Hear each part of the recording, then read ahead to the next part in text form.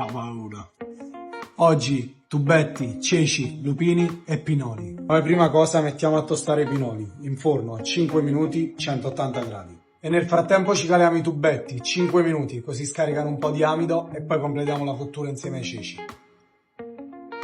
Partiamo con la base, olio all'aglio e olio extravergine. I nostri ceci precedentemente cotti. Aggiungiamo l'acqua dei lupini.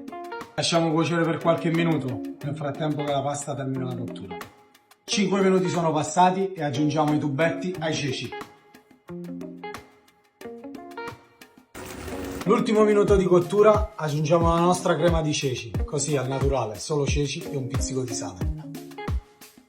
A fiamma spenta aggiungiamo i nostri lupini e mi raccomando a fiamma spenta se no si stracuociono, Pepe, passiamo all'impiattamento.